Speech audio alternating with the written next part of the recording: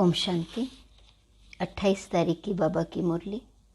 मीठे बच्चे, सबको बाप का परिचय दे, सुखदाई बनाओ, देही अभिमानी बनो तो टाइम सफल होता रहेगा, विकर्मों से बचे रहेंगे। सबको बाप का परिचय दे, सुखदाई बनाओ, देही अभिमानी बनो तो टाइम सफल होता रहेगा, विकर्मों से बचे रहेंगे। प्रश्न: जिन बच्चों की बुद्धि को माया ताला लगा देती है, उनके मुख से कौन से बोल निकलते हैं? उत्तर: उनके मुख से यही बोल निकलते हैं कि हमारा तो डायरेक्ट शिव बाबा से कनेक्शन है। संग दोष के कारण उनकी मूढ़ बुद्धि हो जाती है, सतगुरु का निंदक बन पड़ते हैं। जब कोई कहते हमारा डायरेक्ट कनेक्शन है तो उन्हें मुरली भी प्रेरणा से सुननी चाहिए। ऐसे निंदक बच्चे ठोर नहीं पाते, उनकी बुद्धि को माया ताला लगा देती है। क्या मुख से निकलता है? हमारा तो डायरेक्ट शिव बाबा से कनेक्शन है। संग दोष के कारण उनकी बुद्धि जैसे मूढ़ बुद्धि हो जाती है, सतगुरु का निंदक बन पड़ते हैं। तो बाबा कहते, जब कोई कहते कि डायरेक्ट कनेक्शन है तो मुरली भी प्रेरणा से सुननी चाहिए, लेकिन ऐसा तो हो नहीं सकता। तो ऐसे सतगुरु के निंदक बच्चे ठौर नहीं पाते हैं, उनकी बुद्धि को माया ताला लगा देती है। ओम शांति। अभी तुम बच्चे आत्म अभिमानी बने हो, बाबा ने देही अभिमानी बनाया है। जितना देही अभिमानी बनेंगे, बाप को अच्छी रीति याद करेंगे तो विकर्माजीत बनेंगे।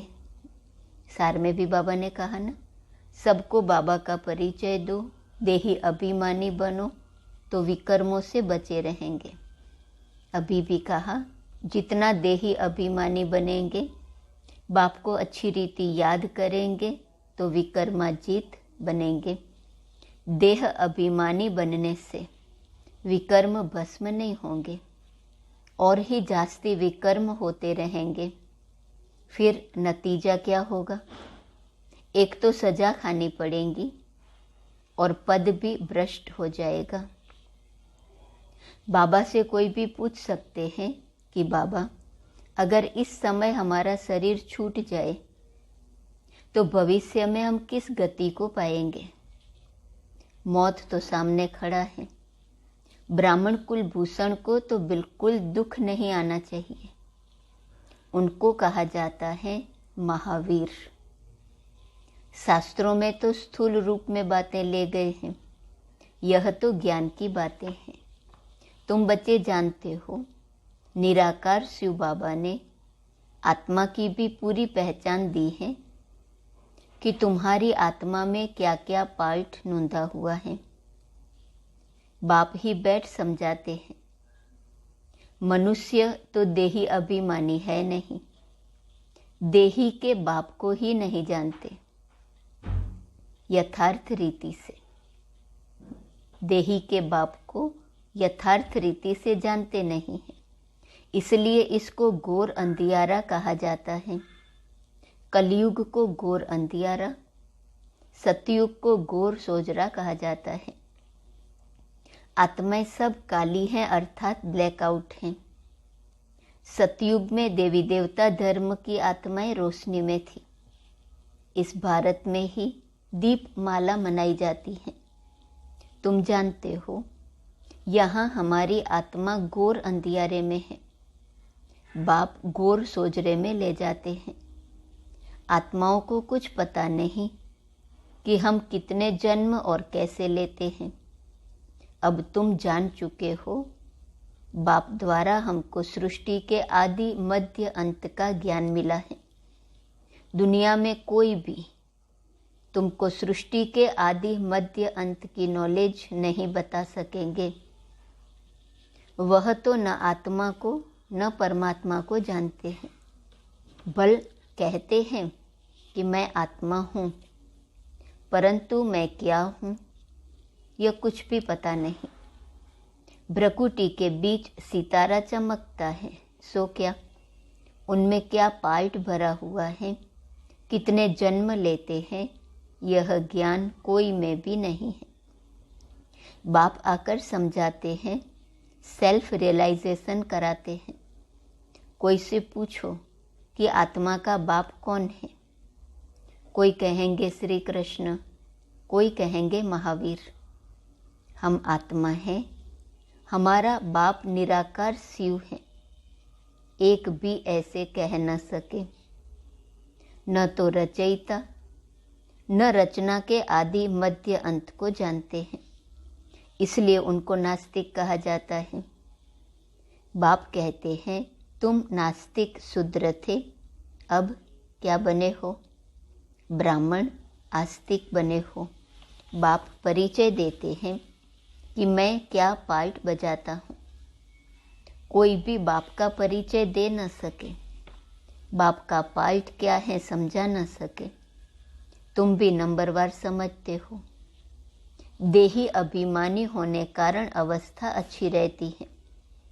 देह अभिमान में आकर फिर जरमुई जगमुई करने लग पड़ते हैं, इसलिए ऊंच पद पा न सके, न विकर्म विनाश होते हैं।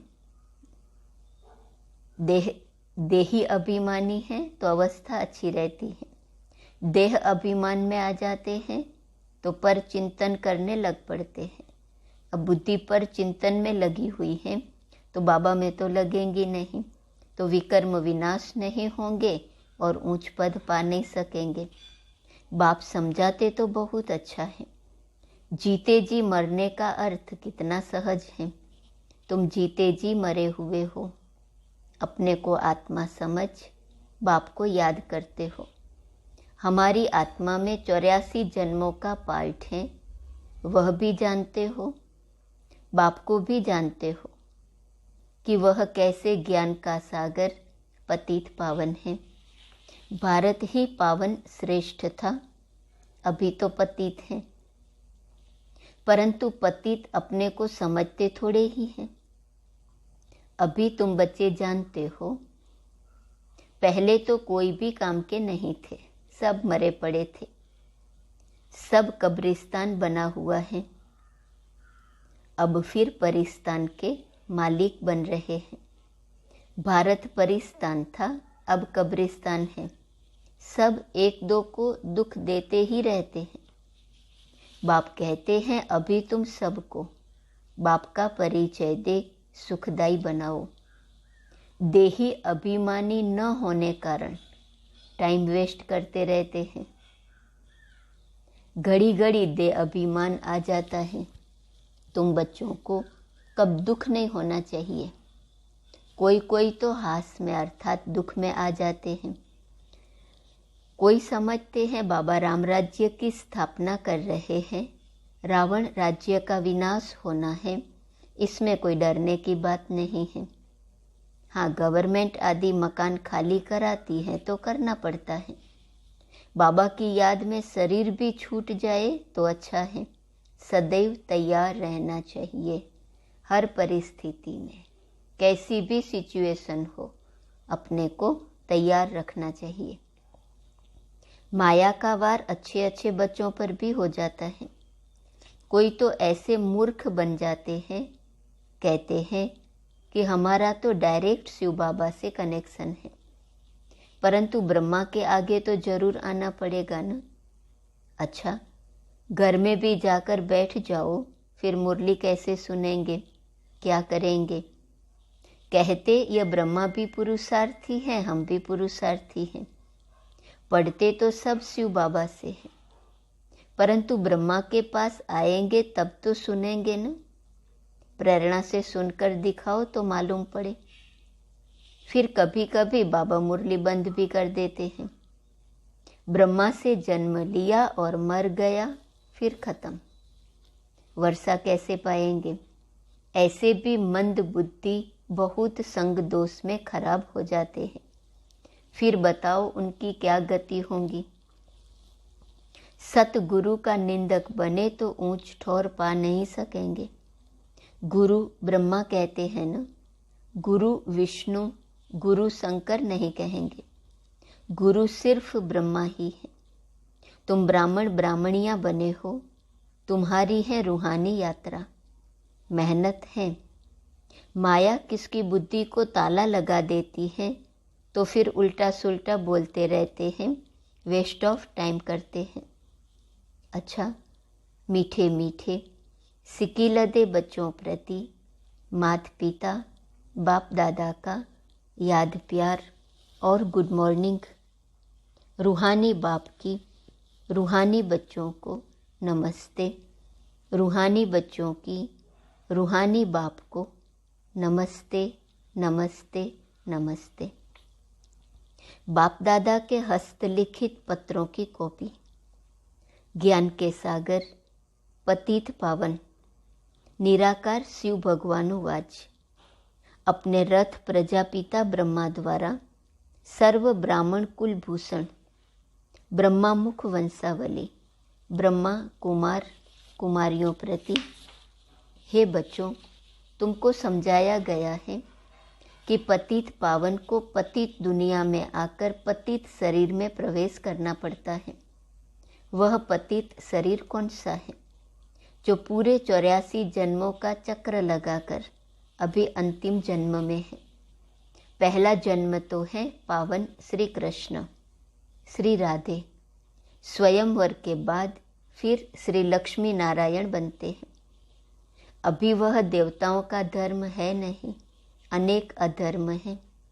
अब फिर से बाप आकर वही सतयुगी देवी देवताओं का धर्म स्थापन करते हैं। प्रजापिता ब्रह्मा मुख वंशावली बच्चे जो ब्राह्मण ब्राह्मणी कहलाते हैं, आत्मा रूप में आपस में भाई भाई हैं। फिर ब्रह्मा द्वारा एडॉप्ट हो भाई बहन बनते हैं। वर्षा पाना है ब्रह्मा कुमार कुमारियों को परमपिता परमात्मा से। शिव बाबा अपने बच्चों को कहते हैं, अब देही अभिमानी व आत्म अभिमानी भव और मुझ अपने बेहद के बाप को याद करो, जो इस योग अग्नि व याद द्वारा सिर पर विकर्मों का बोझा है जन्म जन्मांतर का, सो भस्म हो जाएगा। देह का अभिमान छोड़ अपने को आत्मा निश्चय कर बेहद के बाप मुझ परम पिता को याद करो, तो तुम फिर से पवित्र सतो प्रधान बन जाएंगे। द्वापर में जब से रावण राज्य की स्थापना होती है, तब से आत्मा जो सच्चे सोने समान है, जिसको सतो प्रधान गोल्डन एज कहा जाता है, सो अंत में आयरन एजेड तमो प्रधान कही जाती है। अर्थात सतयुग में जो पावन थे सो पतित बन जाते हैं कलयुग में। अब फिर पावन बनने के लिए खास भारतवासी पतित पावन बाप को बहुत याद करते हैं, क्योंकि मेरा अवतरण इस भाग्यशाली ब्रह्मा रथ में ही होता है। इस भाग्यशाली रथ का नाम तो और ही होता है, उनको अपना बनाता हूँ। इसमें प्रवेश कर प्रजापिता ब्रह्मा नाम रख देता हूँ। कल्प पहले ड्रामा अनुसार प्रजापिता ब्रह्मा द्वारा ब्राह्मण रच उन ब्रह्मा कुमार कुमारियों द्वारा पतित भारत को पावन भारत बनाया था। फिर भी जबकि कल्प के अंत में पतित आत्मा बन 84 का चक्र पूरा करती है, तो फिर वही पतित दुनिया को पावन करने आना पड़ता है। कल्प कल्प अर्थात हर 5000 वर्ष बाद मुझ सर्व के परमपिता परमात्मा को याद करते हैं भक्ति मार्ग में, और अंत में जब भक्ति मार्ग पूरा होता है तो आता हूँ। भक्ति मार्ग द्वापर से उतरता मार्ग है। रावण अर्थात 5 विकारों के कारण सबकी उतरती कला होती है, और मनुष्य मात्र पतित बन दुर्गति को पाते हैं। और मैं ब्राह्मण कुल भूषणों का बाप टीचर सतगुरु बनता हूँ। मेरा तो कोई बाप टीचर गुरु नहीं है। भारतवासी आसुरी संप्रदाय जो सतयुग में दैवी संप्रदाय थे, उनका पिता तो हूँ, परंतु उनको फिर से सूर्यवंशी देवी देवता बनाने जो प्रजापिता ब्रह्मा कुमार ब्रह्मा कुमारी बनते हैं, कल्प पहले मिसल उनका शिक्षक बनता हूँ, उनको सत्य ज्ञान देता हूँ। सृष्टि चक्र के आदि मध्य अंत का ज्ञान देकर उन्हें त्रिकालदर्शी बना रहा हूँ, ताकि नंबरवार पुरुषार्थ अनुसार कल्प पहले मिसल चक्रवर्ती सूर्यवंशी दैवी स्वराज्य फिर से स्थापन हो। बच्चों को सिद्ध कर बताया जा रहा है कि तुम इस समय सर्वोत्तम ब्रह्मामुख वंशावली ब्राह्मण कुल भूषण हो। दैवी कुल से यह उत्तम कुल है, क्योंकि तुम ईश्वरीय कुल में हो। भारत 5000 वर्ष पहले स्वर्ग, श्रेष्ठाचारी, वैकुंठ दैवी स्वराज्य था। तब तुम सूर्यवंशी देवी देवता थे, फिर क्षत्रिय वैश्य शूद्र वंश में आए, अब प्रजापिता ब्रह्मा द्वारा ब्राह्मण बने हो। इसे 84 जन्मों का चक्र कहा जाता है। सब तो 84 जन्म नहीं लेते हैं, पीछे पीछे अनेक धर्म द्वापर से मठ पंथ स्थापन होते आए हैं और सृष्टि वृद्धि को पाती आई है।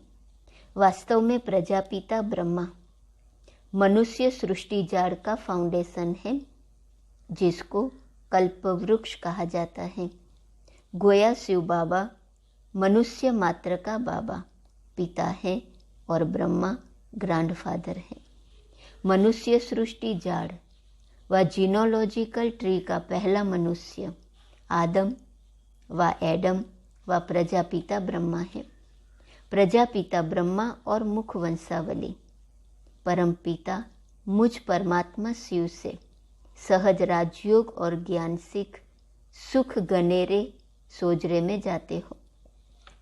गाया भी जाता है, ज्ञान सूर्य प्रगटा। ज्ञान सूर्य भी पतित पावन परमपिता परमात्मा को ही कहा जाता है।